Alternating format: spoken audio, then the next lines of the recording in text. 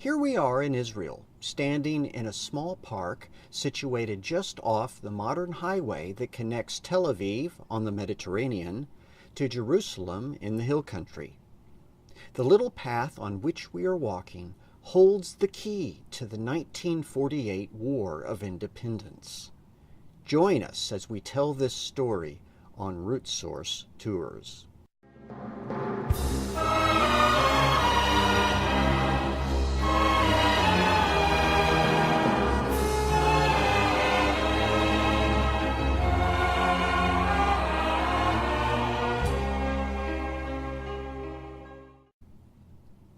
If you've ever been to Israel, you have certainly traveled on the main Highway 1 that connects Tel Aviv, the airport, and Jerusalem. We are standing just a few hundred meters from that major highway on a small path that holds the key to the War of Independence precisely because it is not visible from that highway. This path marks the location of the Burma Road. And without the Burma Road, the entirety of Jerusalem would have been left outside of the borders of Israel in 1948. Here was the situation.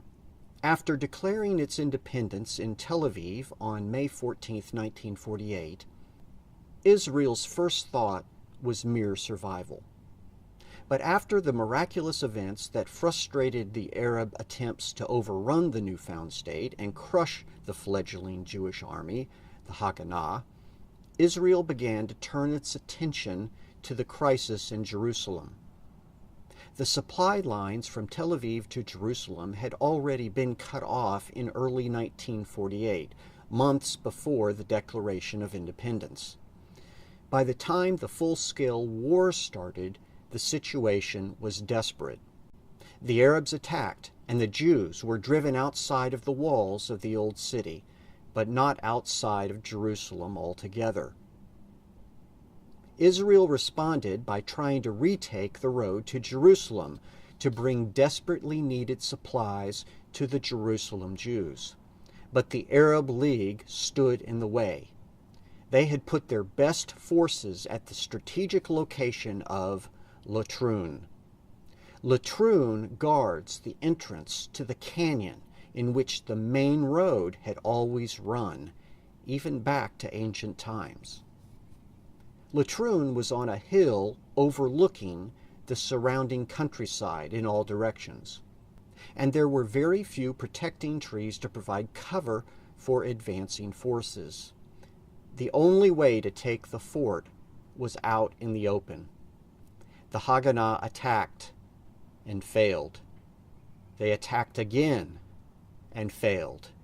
5 times they attacked from various angles and strategies, but without matching weapons and firepower and mounting casualties, there was no way to overrun the walls of the fort and capture it. Time was running out, and the situation in Jerusalem was desperate. A ceasefire could be called soon, and the forces in Jerusalem would be trapped. Without supply lines to Jerusalem in place at the time of a ceasefire, international law would never allow the city to be considered a part of Israel. "We must think out of the box. We need to be creative," said Shlomo Shamir, the front commander. He and 2 other men, Officer Amos Sharev and Gabriel Rappaport, set out at night in a jeep to follow up a footpath used by shepherds. The path was easy at first, but got so steep that they had to get out and push their own jeep up the hillside. What they didn't know was that another officer, Eliyahu Selah, and a companion were driving from Jerusalem on the exact same hillside with the very same idea. Their 2 jeeps met in the middle of the night on the steep sides of a valley in Israel, a valley that would hatch the idea for a road that became known in Israel as the Burma Road, as a reference to the famous jungle road that was built to connect Burma to China. So now, Let's go take a look at the path of this road for ourselves. Now, the western part of this valley is very flat, very easy to navigate. It would be very easy to get a road built here. And this is where the Burma Road began. Half the length of the Burma Road was in this part of the valley. Now we turned around and are facing up the valley. If we go up a kilometer or so, we get to the starting point in this video, which is where the shape of the valley first becomes quite noticeable. As we pass a couple of the locals, I see off in the distance shepherds bringing their flock down from the canyon. When I filmed this, I hadn't realized the significance of this aspect of the story, that the shepherds are bringing a flock down this very canyon. The Burma Road started as a shepherd's trail.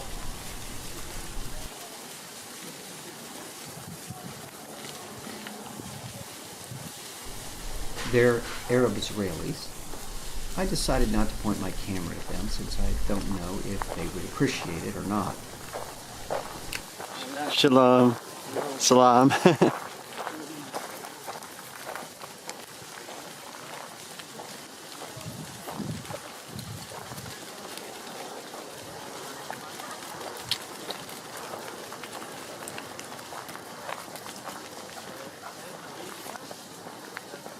Here's some of the stragglers.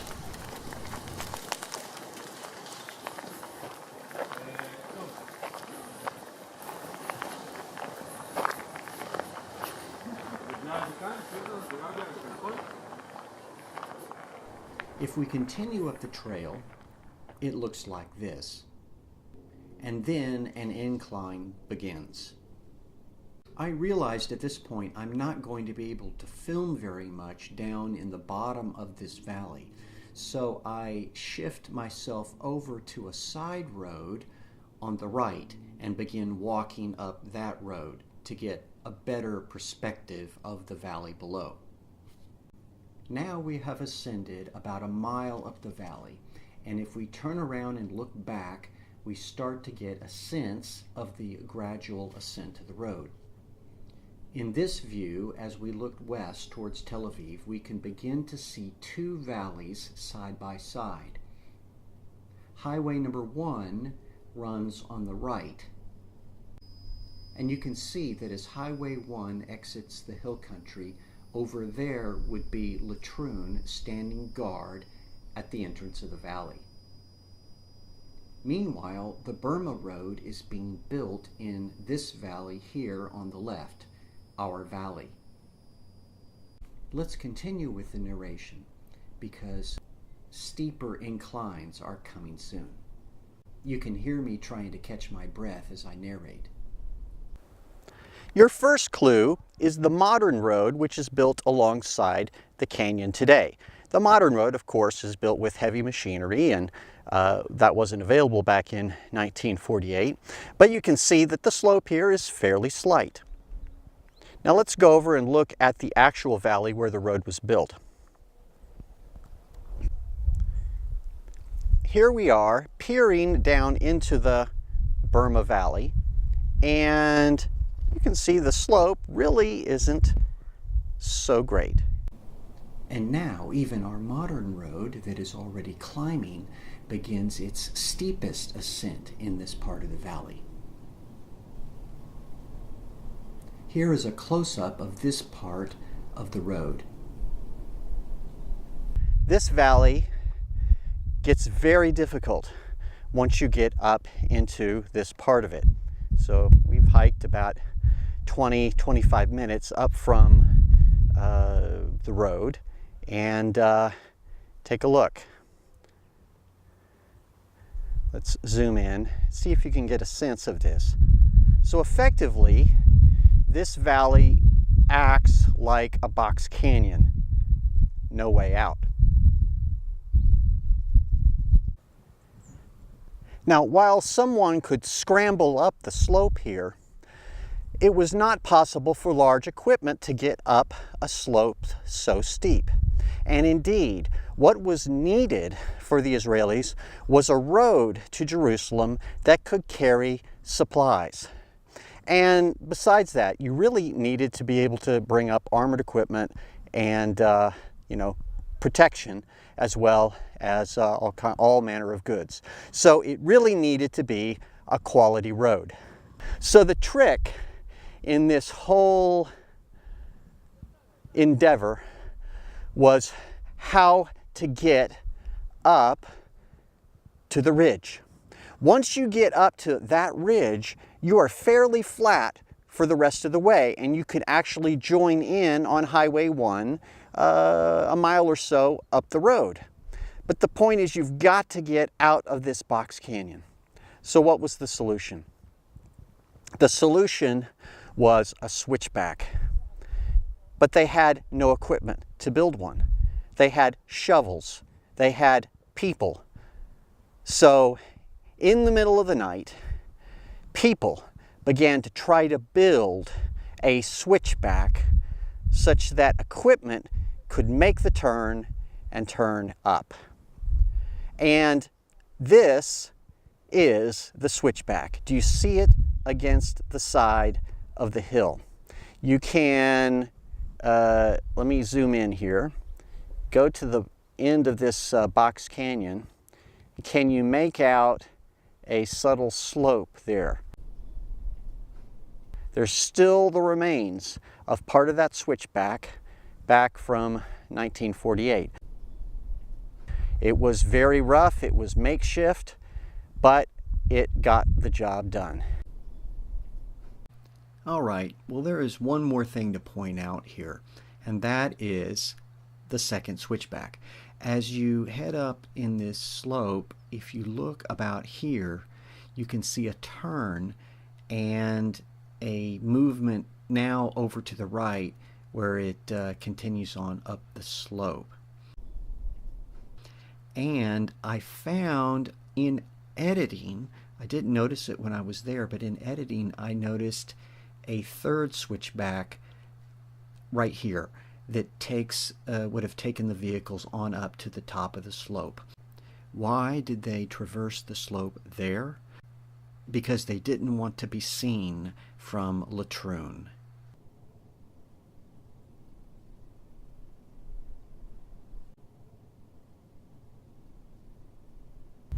There's only one advantage they had in that day, and that was there were hardly any trees.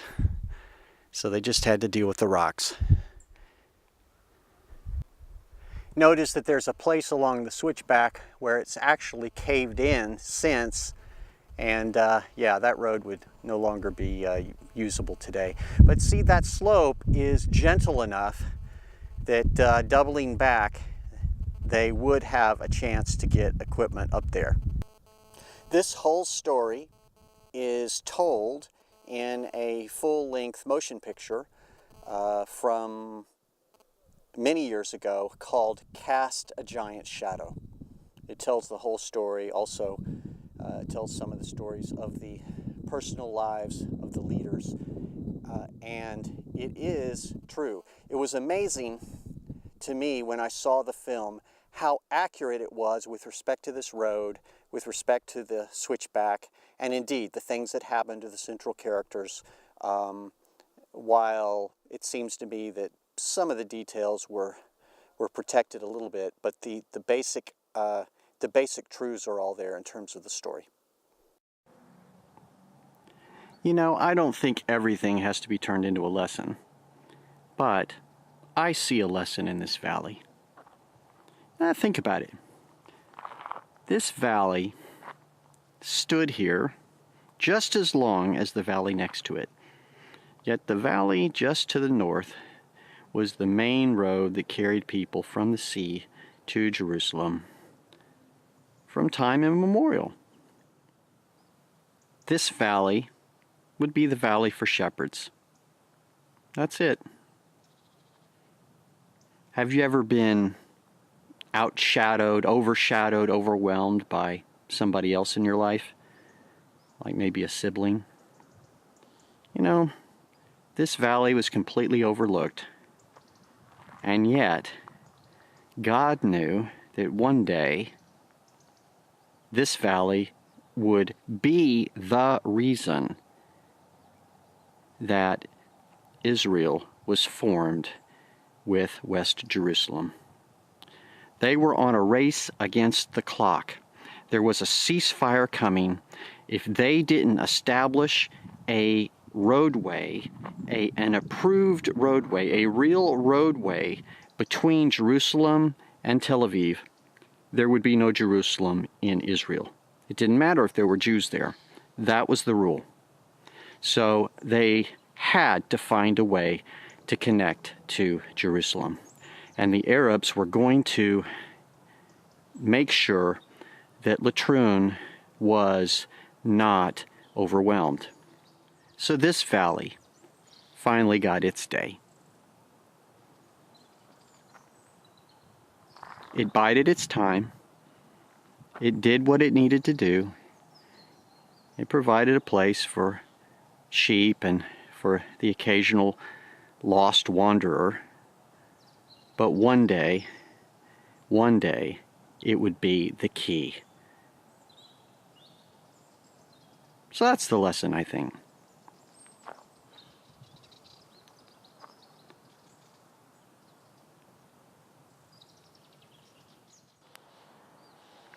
You know, we don't get to control what happens to us. We can only control our preparation. We can only control that which is in front of us, to build character, to learn the Word, to connect with the Lord. And if we do those things, God says He's faithful. And for this valley did what it needed to do, and it eventually had its opportunity to play a key role. And now it's famously known as the Burma Valley, the Burma Road. So I hope you've enjoyed this time on the Burma Road as we pan back and look off in the distance. You can see the Mediterranean Sea. Indeed, looking out onto the Western Sea, as it's called in the Bible, the Mediterranean today. The Lord was certainly there to protect and guide and give the Israelis a way. It wasn't pretty, but they made it work. And sometimes that's all that matters.